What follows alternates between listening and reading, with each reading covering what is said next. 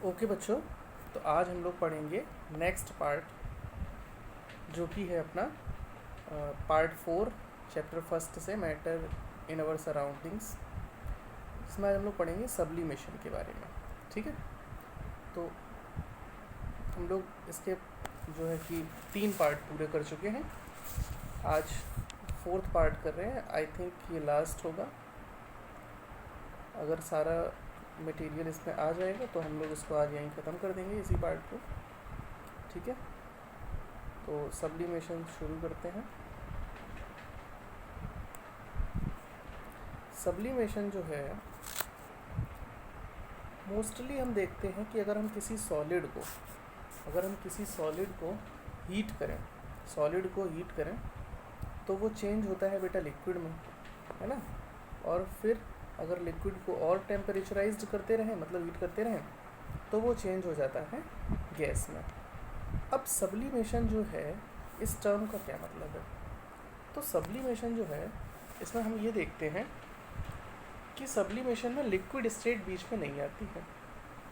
इसमें directly solid से substance gas में चेंज हो जाता है। ठीक है, तो इसकी डेफिनेशन होती है the process in which the solid directly changes to vapor on heating and vapors into solid on cooling is known as sublimation। मतलब सॉलिड से गैस में हीट करने पर सॉलिड से गैस में कन्वर्ट हो जाना और गैस से वापस सॉलिड में कन्वर्ट हो जाना, मतलब जिसमें लिक्विड स्टेट बीच में ना आए, उसे हम कहते हैं, उस प्रोसेस को हम कहते हैं सब्लिमेशन। यानी कि अगर हम सब्लिमेशन लिखना चाहें, सब्लिमेशन को दिखाना चाहें, तो हम लोग कुछ इस तरीके से दिखाएंगे। ये है हमारा सॉलिड और ये चेंज होके कन्वर्ट हो गया बेटा गैस में। और अगर गैस से सॉलिड में जाना है तब भी ये सेम प्रोसेस रहेगा। ये कब होगा? जब हम इसको हीट करेंगे। ये कब होगा? जब हम इसको कूल करेंगे। मतलब गैस टू सॉलिड कब होगा? जब हम कूल करेंगे। और सॉलिड टू गैस कब होगा? जब हम उसको हीट करेंगे। तो आखिर ऐसी क्या चीज़ें होती हैं जिसमें लिक्विड स्टेट नहीं आती है? डायरेक्ट सॉलिड से गैस में और गैसेस से सॉलिड में चेंज हो जाता है। ठीक, तो कुछ चीज़ों के मैं एग्जांपल आपको बता दूं। जैसे कि आप लोगों ने कैम्फर देखा होगा, राइट, जिसे हम लोग हिंदी में कपूर बोलते हैं, हम लोग पूजा में यूज़ करते हैं। तो कैम्फर एक ऐसा सब्सटेंस है, एक ऐसा मटेरियल है जो सब्लिमेशन फॉलो करता है। आप लोगों ने नेप्थलीन बॉल्स देखी होंगी। नेप्थलीन बॉल्स जो होती हैं उनका यूज़ हम लोग वूलन क्लोथ्स को जब सर्दियों में हम लोग रखते हैं, सर्दियां ख़त्म होने के बाद, तो उसमें हम लोग नेप्थलीन की बॉल्स डाल देते हैं। छोटी छोटी वाइट कलर की बॉल्स होती हैं, उनको डाल दिया जाता है। इससे क्या होता है कि हमारे कपड़ों में कीड़े नहीं लगते। तो नेप्थलीन बॉल्स भी सब्लिमेशन को फॉलो करती हैं। यानी कि ये जब हम लोग रखते हैं तो सॉलिड स्टेट में होती हैं, और जब नेक्स्ट सर्दियाँ जब आती हैं, हम लोग कपड़े निकालते हैं तो हम लोग देखते हैं कि वहाँ पर कुछ भी नहीं रेजिड्यू बचता है, यानी कि वो डायरेक्ट सॉलिड से गैसेस में कन्वर्ट हो जाती हैं। और इसके एग्जाम्पल हैं अमोनियम क्लोराइड, इसका एग्जाम्पल है। ठीक, अमोनियम क्लोराइड, बल्कि इससे रिलेटेड तो आपके एनसीईआरटी में एक्टिविटी भी दी गई है। ठीक है, अमोनियम क्लोराइड की एक एक्टिविटी दी गई है। तो अमोनियम क्लोराइड एक है, ठीक है। और बहुत ही अच्छा, बहुत कॉमन एग्जांपल एक सॉलिड CO2 और है। ठीक, कार्बन डाइऑक्साइड सॉलिड फॉर्म में, जैसे हम लोग ड्राई आइस भी बोलते हैं।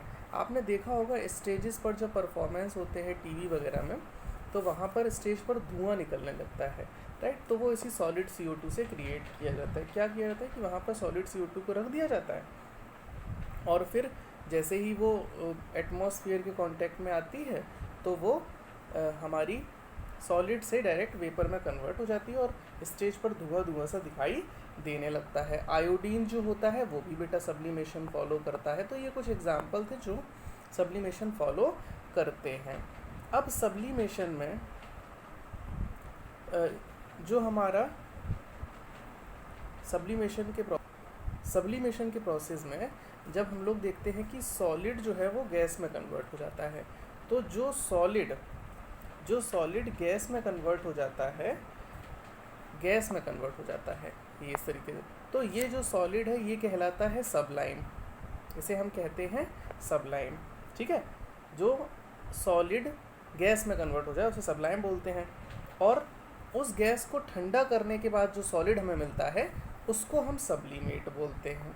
ठीक, मतलब बोलते सॉलिड को ही है, बस थोड़ा सा डिफरेंस है कि जब हम सॉलिड हमारे पास है हम इसको गैस में कन्वर्ट करेंगे, राइट, तो हम इसको सब्लाइम बोलेंगे, और जब गैस से वापस वो सॉलिड स्टेट में हम लोग किसी भी सब्सटेंस को लेकर आएंगे जो सब्लिमेशन फॉलो करता है तो हम उसको सब्लिमेट बोलेंगे। ठीक है, ये वाली बात आपको ध्यान रखनी है, पूछा भी जाता है कि सब्लाइम और सब्लिमेट में क्या डिफरेंस होता है। तो अब हम बात करते हैं कि प्रेशर का क्या इफेक्ट पड़ता है चेंज ऑफ स्टेट पे। हम लोग टेम्परेचर की बात कर चुके हैं, बढ़ाने पर सॉलिड से लिक्विड, लिक्विड से गैस में जाता है, और टेम्परेचर कम करने पर, दैट मीन्स कूल करने पर जस्ट अपोजिट, गैस से लिक्विड, लिक्विड से सॉलिड में जाता है। तो प्रेशर का क्या इफेक्ट पड़ता है? तो प्रेशर के इफेक्ट की अगर बात करें तो हमारे पास जो सॉलिड है, उल्टा लिखूँ इसको, बल्कि इस तरीके से, gas then liquid then solid. ठीक है, तो क्या होता है, गैस के पार्टिकल्स बहुत दूर दूर होते हैं, ठीक है, लिक्विड के पार्टिकल्स के कंपैरिजन में थोड़ा पास पास होते हैं, है ना, और सॉलिड के पार्टिकल्स तो बहुत ही पास पास होते हैं, बहुत ही क्लोजली पैक्ड होते हैं। तो जो गैसेस होती हैं, जब हम उन पर प्रेशर अप्लाई करते हैं, तो गैसेस के पार्टिकल्स पास पास आते हैं, राइट। जब हम उस पर प्रेशर अप्लाई करते हैं तो उसके पार्टिकल्स पास आते हैं, और उसी के साथ साथ अगर हम इसको ठंडा भी करें, मतलब हम इसको एक तरफ से तो प्रेस कर रहे हैं गैसेस को, और हम इसको ठंडा भी करें, तो हम देखेंगे कि हमारी जो गैसेस हैं वो लिक्विड में कन्वर्ट हो जाएंगी, और लिक्विड के साथ फिर हम सेम प्रोसेस करेंगे, उसको भी कंप्रेस करें और उसको कूल करें, तो हम देखेंगे कि वो सॉलिड में कन्वर्ट हो जाएगा। ठीक है, तो ये वाली बात समझ में आ गई। मतलब प्रेशर इंक्रीज करने पर पहले गैस से लिक्विड में जाएगा, फिर लिक्विड से सॉलिड में जाएगा। ये बात हमें समझ में आ गई कि प्रेशर के इफ़ेक्ट से क्या क्या हम लोग देख सकते हैं, मतलब प्रेशर का क्या इफ़ेक्ट पड़ता है चेंज ऑफ स्टेट पर। एक आपसे सब्लिमेशन का डायग्राम बनाने के लिए भी कभी कभी एग्ज़ाम में आ जाता है, आई थिंक आपकी एनसीईआरटी में दिया गया है। ठीक, सॉलिड, गैस और लिक्विड कुछ इस तरीके से होता है। ठीक है, तो हम देखेंगे कि सॉलिड से अगर गैस की बात करें तो ये सब्लिमेशन हो जाएगा, गैस से सॉलिड की बात करें तो भी यहाँ हम सब्लिमेशन, यहाँ सब्लिमेशन लिख देंगे, यहाँ सब्लिमेशन लिख देंगे। सॉलिड से लिक्विड की बात करें तो सॉलिड से लिक्विड जो है वो कहलाता है मेल्टिंग, ठीक, या हम इसको फ्यूज़न कह सकते हैं। लिक्विड से सॉलिड कहलाता है फ्रीजिंग, या हम इसको सॉलिडिफिकेशन कह देते हैं। लिक्विड से गैस कहलाता है बॉइलिंग, ओके, और गैस से लिक्विड कहलाता है हमारा कंडेंसेशन। ठीक बेटा, तो ये वाला ऐसे करके डायग्राम बनाने के लिए भी एग्ज़ाम में आ जाता है, या यहाँ पर ये खाली जगह छोड़ देंगे, यहाँ फिलअप की तरह छोड़ देंगे और आपसे इनको भरने के लिए कह देंगे। तो बहुत सिंपल है, आप एरो देखिएगा, अगर सॉलिड से लिक्विड की तरफ एरो जा रहा है तो मेल्टिंग आएगा, अगर लिक्विड से सॉलिड की तरफ जा रहा है तो फ्रीजिंग आएगा। तो वो बहुत सिंपल सी चीज़ है, आई होप कि आप लोग उसको कर लेंगे। अब हम आगे बात करते हैं next topic, that is evaporation. Okay, evaporation इस चैप्टर का ये लास्ट टॉपिक होगा आपका, आई थिंक थोड़ा इसके बाद और होगा। इवेपोरेशन की बात कर लेते हैं। तो इवेपोरेशन क्या होता है? जैसे हमने देखा कि बॉइलिंग में क्या होता है कि लिक्विड से गैस में कन्वर्ट हो जाता है। ठीक, बॉइलिंग में क्या होता है, लिक्विड जो है वो गैस में कन्वर्ट हो जाता है। तो सेम यहाँ पर भी होगा, इवेपोरेशन में भी यही होगा, लिक्विड जो है वो गैस में कन्वर्ट होगा। लेकिन हम देखते हैं बॉइलिंग जो है वो बॉइलिंग एक फिक्स्ड टेम्परेचर पर होगा। जैसे अगर हम वाटर की बात करें तो वाटर बॉयल होगा एट 100 डिग्री सेल्सियस, तब उसके वेपर्स बनेंगे। लेकिन जो इवेपोरेशन होता है वो बॉइलिंग पॉइंट पर टेम्परेचर पहुंचने से पहले ही हो जाता है। मतलब अगर टेम्परेचर 60 डिग्री सेल्सियस भी है, 70 डिग्री सेल्सियस भी है, तब भी हमारा इवेपोरेशन हो सकता है। लेकिन बॉइलिंग जो है वो एक फिक्स्ड टेम्परेचर पर होगा, जो कि उसका बॉइलिंग पॉइंट कहलाएगा। आई होप कि आपको बातें क्लियर हो रही होंगी। ठीक है, इवेपोरेशन में टेम्परेचर फिक्स नहीं होता है, ये बॉइलिंग पॉइंट से पहले ही होता है, जबकि बॉइलिंग में एक फिक्स टेम्परेचर पर लिक्विड जो है वो गैस में कन्वर्ट होता है। जैसे समुद्र से, नदी से पानी जो इवेपोरेट होता है तो वहाँ पर टेम्परेचर 100 डिग्री सेल्सियस थोड़े ही पहुँचता है, वो तो पहले ही उसमें से इवेपोरेट होने लगता है। ठीक है, अब कुछ फैक्टर्स हैं जो इवेपोरेशन को अफेक्ट करते हैं। ओके, तो हमारी जो इवेपोरेशन की डेफिनेशन बनती है वो होती है, evaporation is the process in which the liquid change to vapour or gases even below its boiling point. Right, मतलब इसके बॉइलिंग पॉइंट पर पहुंचने से पहले ही लिक्विड से गैसेस में या वेपर्स में कन्वर्ट हो जाता है। उस प्रोसेस को हम कहते हैं इवेपोरेशन। अब हम बात करते हैं कि क्या फैक्टर्स होते हैं जो इवेपोरेशन को अफेक्ट कर सकते हैं, मतलब इवेपोरेशन के रेट को कम या ज़्यादा कर सकते हैं। तो 4 चीज़ें हैं जो इवेपोरेशन के रेट को इफ़ेक्ट करती हैं। पहली चीज़ है बेटा टेम्परेचर, सेकंड है हमारा सरफेस एरिया, थर्ड है विंड स्पीड और फोर्थ है ह्यूमिडिटी। इन चारों में से जो ऊपर के 3 आपको दिख रहे हैं, that is temperature, surface area और विंड स्पीड, ये तीनों बढ़ने पर, इन तीनों के इंक्रीज़ होने पर इवेपोरेशन भी इंक्रीज़ होता है। जबकि लास्ट में जो आपको ह्यूमिडिटी दिख रहा है, इसके इंक्रीज़ होने पर इवेपोरेशन कम हो जाता है। मतलब ह्यूमिडिटी का इवेपोरेशन से जो रिलेशन है वो इन्वर्स है, उल्टा है, जबकि टेम्परेचर, सरफेस एरिया और विंड स्पीड, इन तीनों का डायरेक्ट रिलेशन है इवेपोरेशन से। If any one of them will increase, then the evaporation will also increase, and if humidity increase, then the evaporation will decrease, the rate of evaporation will decrease। तो पहली बात तो ये समझ लीजिए कि इवेपोरेशन जो है वो एक कूलिंग इफेक्ट छोड़ता है। ठीक, इवेपोरेशन जो है वो एक कूलिंग इफेक्ट छोड़ता है, बल्कि हम इसको सरफेस फिनोमिना भी बोलते हैं। ठीक, होता क्या है, जहाँ कहीं भी इवेपोरेशन हो रहा होता है तो वो अपने आसपास की सराउंडिंग से थोड़ा ज़्यादा टेम्परेचर ले लेता है, और मतलब थोड़ा टेम्परेचर ले लेता है, हीट ले लेता है, और वो इवेपोरेट हो जाता है लिक्विड। साथ ही साथ अपने आसपास कूलिंग इफेक्ट छोड़ता है। इसीलिए इवेपोरेशन को कूलिंग इफेक्ट कहा जाता है, क्योंकि इवेपोरेशन जो है वो कूलिंग इफेक्ट छोड़ता है। जहाँ कहीं भी इवेपोरेशन होगा वहाँ पर कूलिंग इफेक्ट होगा। ठीक, अब हम इसको समझने के लिए, समझाने के लिए आपको कुछ एग्जाम्पल बता रहे हैं। जैसे टेम्परेचर बढ़ने पर मैंने कहा कि रेट ऑफ इवेपोरेशन भी बढ़ जाएगा। अगर टेम्परेचर बढ़ेगा तो इवेपोरेशन का रेट भी बढ़ जाएगा। अब आप कहेंगे कि इसको कैसे समझें हम, तो इसके लिए एक बहुत ही कॉमन सा एग्जाम्पल ले लेते हैं। जैसे अगर हम दिन के समय में बात करें, दिन के समय में तो जब सनलाइट होती है, तो अगर आपकी मम्मी ने कहा, अभी छुट्टियां चल रही हैं ना, तो मम्मी ने आपसे कहा कि बेटा जाओ और ऊपर जाकर कपड़े सुखा लो। ठीक, कुछ कपड़े हैं उनको धूप में डाल आओ तो कपड़े सूख जाएंगे। राइट, तो आप क्या करोगे, उन कपड़ों को ले जाओगे, ऊपर डाल दोगे। बिकॉज सनलाइट बहुत तेज़ है, गर्मियों का टाइम है, सनलाइट बहुत तेज़ है, जिसकी वजह से कपड़े बहुत जल्दी सूख जाएंगे। अगर ये सर्दियों का टाइम होता तो क्या कपड़े इतनी जल्दी सूख जाते? नहीं ना। तो हमें पता चला कि सनलाइट होने की वजह से टेम्परेचर ज़्यादा था, टेम्परेचर ज़्यादा होने की वजह से इवेपोरेशन फास्ट हुआ, कपड़ों में से पानी निकल गया और फटाफट हमारे कपड़े सूख गए। तो हमें पता चला कि टेम्परेचर ज़्यादा होने पर जो रेट ऑफ इवेपोरेशन है वो भी फास्ट होता है। इसको हम ऐसे भी समझ सकते हैं कि जब टेम्परेचर ज़्यादा होता है तो पार्टिकल्स की काइनेटिक एनर्जी भी ज़्यादा होती है। राइट, मैंने बताया था ज़्यादा टेम्परेचर होने पर डिफ्यूज़न फास्ट होता है, बताया था, क्योंकि वहाँ काइनेटिक एनर्जी भी ज़्यादा हो जाती है। ज़्यादा काइनेटिक एनर्जी होती है तो वाटर जल्दी जल्दी इवेपोरेट हो जाता है। अगला मैंने आपको बताया सरफेस एरिया।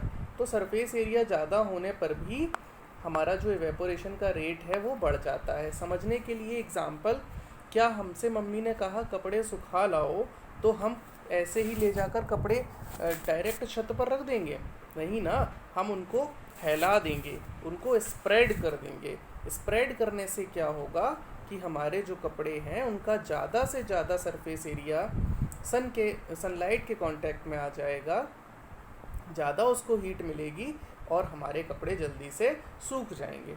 और भी अच्छा एग्जाम्पल ले लें, अभी आपके स्कूल खुल जाएंगे, भगवान ने अगर चाहा तो जल्दी से ये ख़त्म हो गया कोरोना वायरस, है ना, कोविड-19, अगर ये डिज़ीज़ जल्दी से ख़त्म हो गई तो स्कूल खुलेंगे। तो आप सुबह सुबह बस का वेट करेंगे, आप स्कूल के लिए लेट हो रहे होंगे जब, तो मम्मी कहेंगी बेटा आप दूध पी लीजिए, क्योंकि दूध जो है वो आपको बहुत एनर्जी देता है।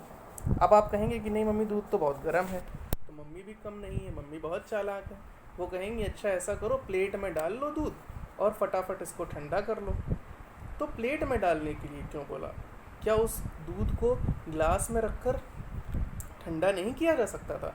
बिल्कुल किया जा सकता था, लेकिन प्लेट में जब हमने दूध डाला तो उसका सरफेस एरिया बढ़ गया, जिसकी वजह से जो हमारा मिल्क होगा वो बहुत जल्दी ठंडा हो जाएगा और आपकी बहानेबाजी नहीं चलेगी, आपको दूध पीकर ही जाना पड़ेगा। ठीक है, तो सरफेस एरिया बढ़ने पर इवेपोरेशन फास्ट हो जाता है, इवेपोरेशन फास्ट होगा और जल्दी से दूध ठंडा हो जाएगा। दूध ठंडा हो रहा, दैट मीन्स इवेपोरेशन की वजह से ही ये कूलिंग इफेक्ट आया, राइट, और हमारा जो दूध था वो ठंडा हो गया और हमने उसको पी लिया, फिर हम पूरे दिन स्कूल में एनर्जेटिक रहेंगे। नेक्स्ट बेटा है, नेक्स्ट हमारा है विंड स्पीड। तो विंड स्पीड भी अगर ज़्यादा होगी तो इवेपोरेशन फास्ट होगा। एग्जाम्पल के लिए बताएं, जिस दिन तेज़ हवाएं चलती हैं उस दिन हमारे कपड़े जल्दी सूख जाते हैं, या जिस दिन तेज़ हवा चलती है उस दिन हमारे जो बॉडी पे स्वेट होता है वो भी जल्दी से उड़ जाता है ना, एवेपोरेट हो जाता है। या फिर आपने देखा होगा जब हम किसी चीज़ को ठंडा करते हैं तो हम फ़ैन ऑन कर देते हैं, राइट। तो फ़ैन क्यों ऑन कर देते हैं? क्योंकि अगर फ़ैन ऑन होगा तो तेज़ हवा की वजह से जो भी चीज़ हमें ठंडी करनी है वो जल्दी से ठंडी हो जाएगी। जैसे कि अगर हम दूध ही ठंडा कर रहे हैं प्लेट में रखकर, तो पहले तो हमने उसका सरफेस एरिया बढ़ा दिया, उसको प्लेट में कर दिया, थाली में कर दिया, आफ्टर दैट हमने उसको फ़ैन की एयर में रख दिया, हवा चलेगी तो भी वो जल्दी से ठंडा हो जाएगा। आई होप कि यहाँ तक आपको समझ में आ गया होगा। अब नेक्स्ट है और लास्ट है ह्यूमिडिटी। इसका केस उल्टा होता है। ह्यूमिडिटी से क्या होता है कि अगर ह्यूमिडिटी ज़्यादा होगी तो इवेपोरेशन कम होगा। अब इसको समझिए, पहले ह्यूमिडिटी क्या होता है आप वो समझ लीजिए। जो हमारी एयर में डैम्पनेस होती है उसे ही हम कहते हैं ह्यूमिडिटी। अगर एयर ड्राई है तो हम कहेंगे कि एयर में ह्यूमिडिटी कम है या एयर ह्यूमिड नहीं है। अगर एयर डैम्प होगी, अगर उसमें वाटर वेपर्स प्रेजेंट होंगे तो हम कहेंगे कि ह्यूमिडिटी ज़्यादा है। अब इसको समझने के लिए आप यूँ समझ लीजिए कि इसका एक एग्ज़ाम्पल भी आता है कि जिस दिन हवा में या एयर में ह्यूमिडिटी ज़्यादा होती है उस दिन हमारे जो कूलर होते हैं वो अच्छे से कूल नहीं करते हैं, राइट। तो इसका कारण क्या होता है कि कूलर से जो हवा चल रही है वहाँ एयर में ऑलरेडी पहले से ह्यूमिडिटी प्रेजेंट है, यानी कि वहाँ पहले से ही वेपर्स वाटर के प्रेजेंट हैं, जिसकी वजह से उस वेपर को पहले इवेपोरेट करना पड़ेगा, राइट। पहले वो वेपर्स इवेपोरेट होंगे फिर हमारा कूलर कूलिंग कर पाएगा। जितना ज़्यादा वेपर होंगे उतना ज़्यादा इवेपोरेट करने में टाइम लगेगा, जिसकी वजह से कूलिंग में टाइम लगता है। या आप दूसरा ऑप्शन ऐसे समझ सकते हैं कि जिस दिन ह्यूमिडिटी ज़्यादा होती है उस दिन हमें गर्मी भी ज़्यादा लगती है। उसका कारण क्या होता है? ह्यूमिडिटी ज़्यादा होने की वजह से हमारी बॉडी का जो स्वेट निकल कर आता है वो हमारी बॉडी से जल्दी इवेपोरेट नहीं हो पाता है, क्योंकि ऑलरेडी एयर में मॉइस्चर डैम्पनेस प्रेजेंट होता है, जिसकी वजह से जो स्वेट है उसको इवेपोरेट होने का प्लेस नहीं मिलता है, जिसकी वजह से हमें ज़्यादा गर्मी लगती है। ठीक, तो बेटर कूलिंग करने के लिए पहले हमें चाहिए कि मॉइस्चर कम हो। तो इसीलिए जो एयर कंडीशनर्स बनाए जाते हैं, आप एसी के बारे में समझ लें, जो एयर कंडीशनर्स बनाए जाते हैं उसमें आप देखते हैं कि बाहर की तरफ वाटर थोड़ा सा निकलता रहता है, राइट। वाटर जो है वो टपकता रहता है। तो इसका रीज़न यही होता है कि वो हमारे रूम की जो ह्यूमिडिटी है, जो मॉइस्चर है, पहले उसको ख़त्म करता है। जितनी जल्दी ह्यूमिडिटी ख़त्म हो जाएगी, कूलिंग उतनी ही बेटर होगी, जबकि कूलर में ये फैसिलिटी नहीं होती है। हालांकि एयर कंडीशनर बहुत नुकसानदायक भी होते हैं, कम से कम इनका यूज़ करना चाहिए, बचना चाहिए इनसे। तो आई होप कि आपको यहाँ तक ये वाली बात समझ में आ गई होगी। इसके बाद मैंने जब ये चैप्टर शुरू किया था तो आपको बताया था 2 स्टेट ऑफ मैटर और पाए जाते हैं, एक है प्लाज्मा, एक है Bose-Einstein condensate, that is BEC। Okay, इसको शॉर्ट में बोलते हैं BEC। तो इनके बारे में बहुत ज़्यादा डिटेल आपकी क्लास 9th में नहीं है, लेकिन मैं थोड़ा सा आपको बता दूं कि ये जो बोस-आइंस्टीन कॉन्डेंसेट है, इसको 5th स्टेट ऑफ मैटर बोला जाता है, और प्लाज्मा को 4th स्टेट ऑफ मैटर बोला जाता है। तो जो प्लाज्मा होता है, ये जो प्लाज्मा है, ये प्लाज्मा हमें जो हमारे फ्लोरेसेंट बल्ब होते हैं, यानी कि जो हमारे ये LED CFL बल्ब्स होते हैं, वहाँ पर ये देखने को मिलता है। उसके अंदर ये प्लाज्मा भरा होता है। और जो हमारे नियॉन साइन बल्ब्स होते हैं, मतलब आप ऐसे समझिए कि अगर हम लोग कहीं जाते हैं घूमने, तो वहाँ रेस्टोरेंट्स वगैरह में आप देखते हैं कुछ पतले पतले पाइप्स होते हैं, और उनसे जो डिज़ाइन या होटल का नाम लिखा होता है, और वो बहुत ही ग्लो कर रहे होते हैं। ठीक है, तो वो जो ग्लो कर रहे होते हैं वो इसी की वजह से कर रहे होते हैं, क्योंकि इसके अंदर प्लाज्मा होती है, और जब इसमें इलेक्ट्रिसिटी का फ्लो कराया जाता है, तो ये इसके अंदर नियॉन गैस भरी रहती है। ठीक है, जिसकी वजह से प्लाज्मा की वजह से ये चमकने लगता है। तो बहुत डिटेल नहीं है आपकी क्लास में इसके बारे में। तो आप बता सकते हैं कि जो हमारे साइन बल्ब्स होते हैं, राइट, साइन बल्ब्स होते हैं, या जो हमारे फ्लोरेसेंट ट्यूब होते हैं, ठीक है, ये सब जो है वो साइन करते हैं due to plasma. Bose Einstein condensate के बारे में ये बात कही जाती है कि इसको 1920 में एक साइंटिस्ट थे इंडियन, जिनका नाम था सत्येंद्र नाथ बोस, उन्होंने इसको 5th स्टेट ऑफ मैटर में रखा था, जबकि इसका नाम जो है वो एल्बर्ट आइंस्टीन के नाम पर दिया गया है, इसीलिए इसको हम लोग बोस-आइंस्टीन कॉन्डेंसेट बोलते हैं। आई होप कि यहाँ तक आपको ये सारी बातें समझ में आ गई होंगी। नेक्स्ट पार्ट में हम क्या करेंगे, हम NCERT के सॉल्यूशन लेकर आएंगे। नेक्स्ट पार्ट जो होगा उसमें हम NCERT के जितने भी आपके क्वेश्चंस हैं, इन टेक्स्ट क्वेश्चन हैं या आपके एक्सरसाइज क्वेश्चन हैं, उनके सॉल्यूशन लेकर आएंगे। तब तक पढ़ते रहिए, खेलते रहिए और मस्ती कीजिए, लेकिन घर से बाहर मत जाइए।